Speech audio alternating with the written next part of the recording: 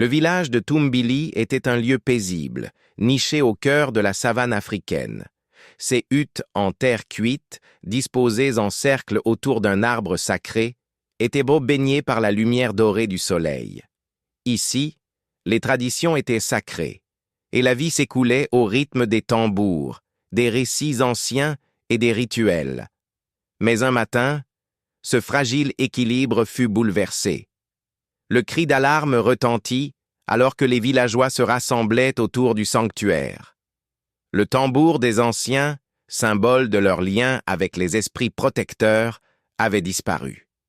Ce tambour était bien plus qu'un simple objet. Il était l'âme du village, capable d'appeler les esprits pour protéger les habitants des forces obscures. Sans lui, Tumbili était vulnérable. Les soupçons se tournèrent rapidement vers Ndaka, le chef du village. Respecté pour sa sagesse, il était cependant au cœur d'une rivalité avec son jeune frère, Keleba. Ce dernier, jaloux et ambitieux, saisit l'occasion pour accuser publiquement Ndaka de trahison. « Mon frère a toujours voulu garder le pouvoir pour lui seul. Maintenant, il vole notre tambour pour nous affaiblir », clama-t-il devant une foule partagée entre indignation et incrédulité. Parmi les spectateurs se trouvait Amani, une jeune orpheline de 15 ans. Discrète et réservée, elle était souvent perçue comme à part. Pourtant, Amani était dotée d'un don rare. Elle pouvait ressentir les murmures des esprits. Depuis la disparition du tambour, elle était hantée par des rêves étranges. Une voix douce lui murmurait chaque nuit « Cherche la vérité, elle te guidera ».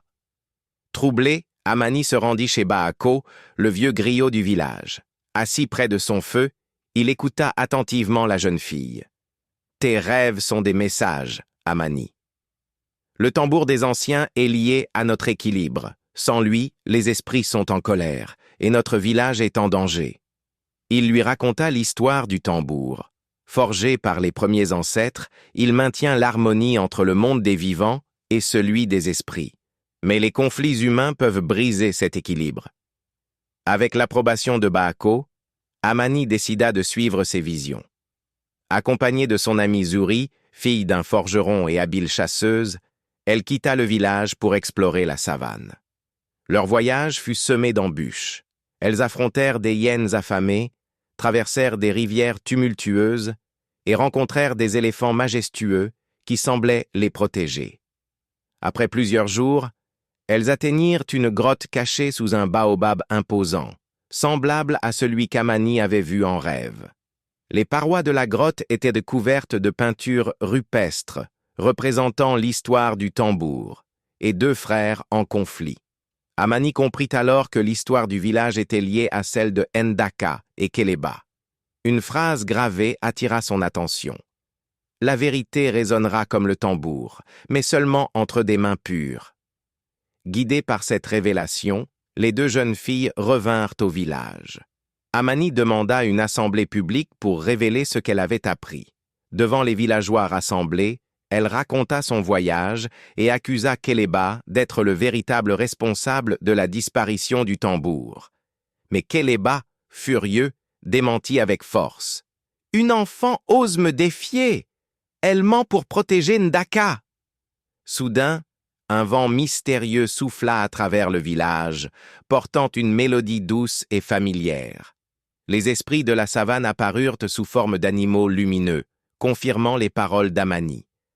Les esprits guidèrent la jeune fille jusqu'à un sanctuaire caché dans la forêt, où le tambour avait été dissimulé par Keleba.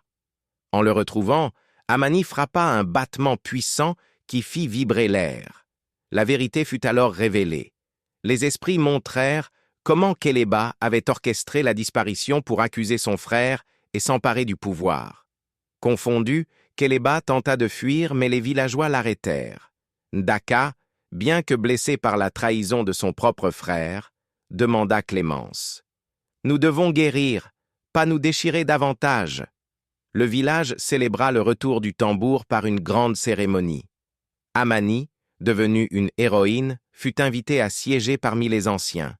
Sous la lumière des étoiles, elle murmura « La vérité est comme un tambour, elle résonne toujours, même dans le silence. » Et ainsi, le village de Tumbili retrouva son harmonie grâce au courage d'une jeune fille qui avait écouté les murmures des esprits et suivi la voie de la vérité.